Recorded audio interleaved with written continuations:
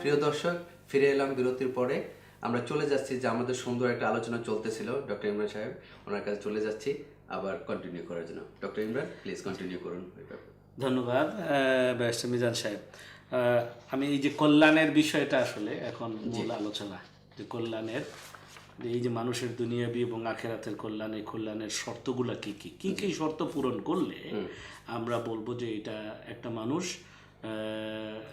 আপনার ইসলামী অর্থনৈতিক দৃষ্টিকোণ থেকে সফলতা অর্জন করতে চাচ্ছে। জি, তো এই শর্তগুলো যদি আমরা চিন্তা করি তাহলে এই শর্ত কত প্রকার আছে। হ্যাঁ, এই প্রকারগুলো হচ্ছে যে আপনার মনে করেন যে এটার অনেকগুলো ডাইমেনশন আছে। হ্যাঁ, যে স্পিরিচুয়াল ডাইমেনশন বলবো আমরা যে রুহানি ডাইমেনশন। না, আপনার এটা খুবই ইম্পর্ট্যান্ট, যেটা কিনা প্রচলিত অর্থনীতিতে এইটার কোনো স্থান নাই। আচ্ছা। হ্যাঁ, 2 নম্বর হচ্ছে যে আপনার অর্থনৈতিক ডাইমেনশন ইটসেলফ। আচ্ছা। 3 নম্বর হচ্ছে যে আপনার যে সাংস্কৃতিকগত ডাইমেনশন আছে। হ্যাঁ, কিছু সাংস্কৃতিক মানে দেশের কালচারাল একটা ডাইমেনশন আছে। আর 4 নম্বর হচ্ছে যে একটা রাজনৈতিক ডাইমেনশনও আছে। আচ্ছা। হ্যাঁ, তা আমি জাস্ট ইন ব্রিফ এগুলা একটা একটা করে যদি আমাদেরকে দর্শকদেরকে একটু এগুলো সব বুঝিয়ে যদি বলেন এক এক করে, আমরা এটা আরো ভালোভাবে বুঝবো ইনশাআল্লাহ। তো দেখেন, এই যে প্রথমটা যখন স্পিরিচুয়াল ডাইমেনশন যখন আমি বলবো, তখন হয়তো বা একজনের কাছে মনে হতে পারে যে উনি অর্থনীতির আলোচনা করছে, ব্যাপারটা কি। যে এখন যে বিষয়টা যে রুহানি বা স্পিরিচুয়াল যে ডাইমেনশনের কথা বলছি, এটা যখন আমি আলাপ করব তখন একজনের কাছে মনে হতে পারে যে আচ্ছা, উনি তো অর্থনৈতিক আলাপ করা শুরু করেছেন, এটার ভিতরে আবার এই বিষয়গুলো আসবে। দেখবেন যে আমি কিছু নামাজের বিষয়ে আলাপ করবো, ইবাদত টাইপের জিনিসগুলো নিয়ে আলোচনা করব। হ্যাঁ, এবং এইটা আসতে হবে ইসলামী অর্থনৈতিক সিস্টেমের ভিতরে জিনিসটা। যেহেতু এটা ইসলামিক বিষয়, আমরা সেই ইসলামিক দৃষ্টিকোণ থেকে আলাপ আলোচনা করতেছি, যেহেতু আমরা মুসলমান। মানে একজন মানুষ, আপনি এভাবে চিন্তা করেন যদি, যে অর্থনীতির মেইন অ্যাক্টরকে মানুষগুলা, তা এই মানুষটা ইসলামিক দৃষ্টিকোণ থেকে যদি করতে হয়, তাহলে এই মানুষটা স্পিরিচুয়ালও হইতে হবে। এই জন্য ওইখানে আসতেছে যে স্পিরিচুয়াল ডাইমেনশন। আচ্ছা আচ্ছা। তো স্পিরিচুয়াল ডাইমেনশনের আপনার যদি সামারি করি আমরা, এটা অনেক লম্বা আলোচনা হতে পারে, কিন্তু সামারি যদি করি, কারণ আমরা মূল অর্থনৈতিক বিষয়গুলো বেশি আলোচনা করতে চাচ্ছি, আমাদেরকে সহজভাবে একটু বুঝিয়ে বলুন আর কি। সেই সামারি করলে আপনার এটাকে পাঁচটা দিক আছে। আচ্ছা আচ্ছা, 5টা দিক। সিম্পল হলো যে ধরেন, মনে করেন একটাকে বলতেছে খুশু। হ্যাঁ, যে আপনার নামাজের ভিতরে যে হিউমিলিটি, যেটা যখন আমরা আপনি যে সূরা মুমিনুনে আপনি আয়াতগুলো যদি প্রথম 10 আয়াত যদি পড়েন, তাহলে ওখানে সুন্দর আছে আপনার কাদ আফলাহাল মুমিনুন আল্লাযীনা হুম ফি সালাতিহিম খাশিউন। প্রথম শর্তটাই এসে যায় যে মোমেনরা সফল। এই যে এতক্ষণ সফলতার কথাই তো আলাপ করতেছি, এবং ইসলামী অর্থনীতির কিন্তু এটাই যে সফলতাই হলো এটার উদ্দেশ্য। এমনি অর্থনীতির হলো দুনিয়াবী সফলতা, আর ওইটা হচ্ছে আখিরাত এবং দুনিয়ার দুইটা সফলতা। হ্যাঁ, তো এই সফলতা বলতেছে, আল্লাহ বলে দিতেছে যে মোমেনরা সফল। তারা কারা? হ্যাঁ, ওটা আমাদের একটু বলুন যে মোমেনরা কারা বা কিভাবে মোমেন সফল হলো। হ্যাঁ, এই সফলতার প্রথম শর্তই আল্লাহ বলতেছে আল্লাযীনা হুম ফি সালাতিহিম খাশিউন, যে তারা তাদের নামাজে খুশু অবলম্বন করে। খুশু মানে হচ্ছে নরম, হাম্বল, বিনয়ী। আল্লাহর কাছে দাঁড়াইলে সে এমন বিনয়ী হয় যে তাইলে বোঝা যায় যে হ্যাঁ, সে একদম পরম সৃষ্টিকর্তার সামনে দাঁড়িয়েছে। টোটাল মানে সারেন্ডার। That's good.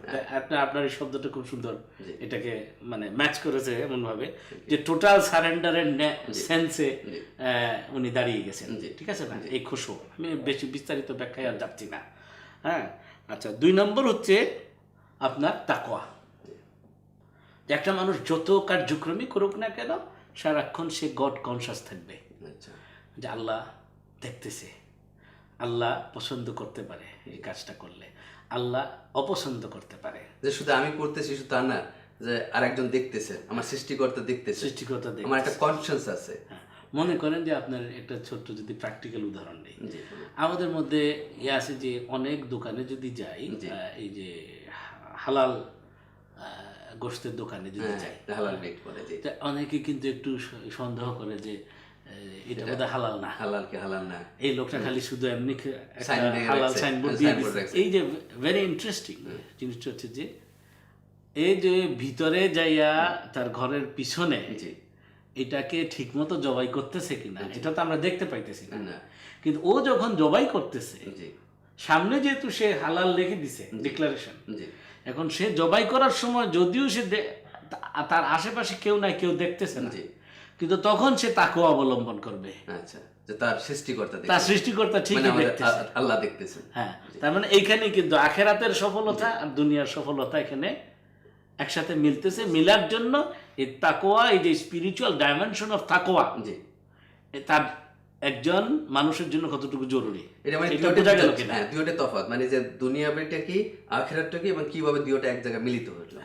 কিন্তু প্রচলিত অর্থনীতির সেন্সে কিন্তু এরকম আরেকজন থার্ড পারসন দেখতেছে এই বিষয়টা কিন্তু নাই। হ্যাঁ, মানে ওই নিয়ে বদল করার না আর কি, সে করে দিল বাস, এখানে বাজারে বিক্রি করতে পারলো, দাম বেশি নিল, সে তার ইচ্ছা মতো প্রফিট বেশি করলো, বাস ইচ্ছা মতো খামখেয়ালি পানা করলো আর কি। এটা গেল 2 নম্বর। 3 নম্বর হচ্ছে দেখেন, এটা হচ্ছে জিকির। জিকির মানে হচ্ছে যে এগেইন তাকওয়ার আরেকটা ডাইমেনশন। জি এটা যে কনস্ট্যান্ট রিমেম্বারেন্স অফ আল্লাহ। আচ্ছা, যে আপনি যাই কিছু করলেন, আপনি মনে করেন যে কোনো একটা সুন্দর জিনিস দেখলেন, বললেন সুবহানাল্লাহ। আপনি কোনো একটা কাজ খুব সুন্দরভাবে সমাধা করতে পারলেন, বললেন আলহামদুলিল্লাহ। জি হ্যাঁ, জি তারপরে আপনার কোনো একটা দুষ্ট চিন্তা মাথায় আসলো, বললেন আউযুবিল্লাহ, আল্লাহ আমার এই থেকে পানা দাও, জি বিরত রাখা। এইটা যেন আমি করি না, জি আউযুবিল্লাহি মিনাশ শাইতানির রাজিম। এই যে কনস্ট্যান্ট রিমাইন্ডার, রিমেম্বারেন্স অফ আল্লাহ, আল্লাহর স্মরণ জি আপনার সারাক্ষণের জন্য, হ্যাঁ, এটাও আপনার কিন্তু একজন ইকোনমিক এজেন্ট হিসেবে, জি অর্থনৈতিক কার্যকলাপ করার যে এজেন্ট আপনি, জি এই হিসেবে আপনি কিন্তু সার্বক্ষণিক আল্লাহর এই স্মরণটাকে মনে রাখা উচিত, আপনার স্মরণ করা, আমল করা উচিত, মনে রাখা মনে রাখা এবং আমল করা উচিত। ঠিক আছে না? যে মনে করেন যে এরকম যে ওজনে কম দিতে গিয়ে জি মানে আপনি ওই যে আউযুবিল্লাহ পড়লেন, জি যে না এটা তো করা যাবে না, ওই যে তাকওয়া আপনাকে কি করতেছে, বাধা দিতেছে। হ্যাঁ, আর আপনি আল্লাহকে আবার স্মরণ করলেন। আর সফলতা যদি কিছু হয়, তখন আপনি ওই যে বললাম যে আলহামদুলিল্লাহ বললেন, যে আল্লাহর সমস্ত প্রশংসা, এটা বলে নিজেকে হাম্বল করলেন যে এটা আমার কারণেই হয়েছে, এটা না, আমি করছি, আমার এটা চেষ্টা ছিল, কিন্তু সফলতাটা আল্লাহর কাছে। তো আল্লাহ যেহেতু এটা চাইছে, সফল হয়েছি, বা সফলতা অর্জন করি আমি, এটা আল্লাহ চাইছে বলে আমি সফলতা অর্জন করছি, আমি ইনকাম ভালো করলাম, প্রফিট ভালো হয়েছে, ব্যবসা ভালো যাইতেছে, আলহামদুলিল্লাহ। ওইখানে যেন আমি আল্লাহর স্মরণ থেকে গাফেল না হয়ে যাই। এই গাফেল হইলেই কিন্তু কনসিকুয়েন্স হিসেবে আমি ওই বাকি কাজগুলো দেখা যাবে ইসলামী অর্থনীতির বাইরে চলে যাবো। আচ্ছা আচ্ছা, আমি একটু এই প্রসঙ্গে একটু ছোট্ট একটু আলাপ করতে চাচ্ছি। সেটা হলো, যেমন একজন লোক মনে করেন যে উনি সব কিছুই ঠিক মতো করতেছেন, ওজনও কম দিচ্ছেন না, ঠিক নিয়েতে কাজ করতেছেন, তারপর দেখা যায় যে ওনার ব্যবসায় আয় বরকত হচ্ছে না, তখন উনি হয়তো নিজের মনক্ষুণ্ণ হতে পারেন যে তাহলে দোষ কার, আমি কি ভুল করলাম বা কি অন্যায় করছি, না সৃষ্টিকর্তা, না উনি ভুল করতেছেন।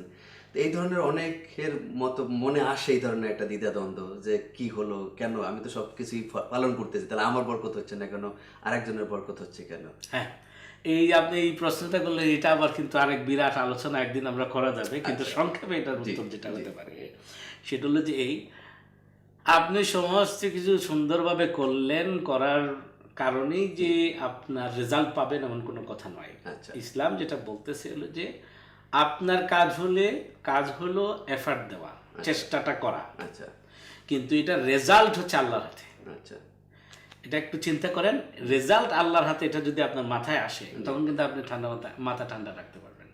বাংলাদেশে যে ঘূর্ণিঝড় হয়ে গেল, হ্যাঁ, তো এরকম যদি কোনো ঘটনা ঘটে এমন এক জায়গায়, আপনি সুন্দর করে সব বিল্ডিংটা তুলেছেন, হ্যাঁ, আপনার সমস্ত বিল্ডিং রেগুলেশন, ধরেন ইংল্যান্ডের সেন্সে সমস্ত বিল্ডিং রেগুলেশন আপনি ঠিকই ফলো করেছেন, হ্যাঁ, আপনার কাউন্সিল থেকে আপনি প্ল্যানিং পারমিশন সব কিছু করেছেন। এই বিল্ডিংটা আপনি করেছিলেন যে এই জন্য যে আপনি এটা বিক্রি করে এখানে ফ্ল্যাট বিক্রি করবেন, আপনি সেখান থেকে ইনকাম করবেন, প্রফিট পাবেন, ধরেন আপনি ব্যবসার জন্যই করেছেন। এখন আল্লাহ না করুক, ঠিক ওই জায়গাতে ভূমিকম্প হয়ে গেল, কিংবা ঘূর্ণিঝড় হইল, এটা ফ্লাডেড হয়ে গেল, এটা কি আপনার আমার হাতে ছিল? আমার হাতে ছিল না। তার মানে হচ্ছে এই যে মানুষ যতই কাজ করুক না কেন, তার সমস্ত কিছু শেষ সফলতা পাওয়ার জন্য সমস্ত কিছু তার হাতের মধ্যে নেই। Thank you doctor Imran. প্রিয় দর্শক, আজকের জন্য আমাদের সময় এখানে ফুরিয়ে গেল। আগামী পর্ব দেখার জন্য আপনাদেরকে আমন্ত্রণ রইল। আশা করি ততক্ষণ পর্যন্ত আপনারা সুস্থ ভালো থাকুন, দোয়া রাখবেন। আসসালামু আলাইকুম।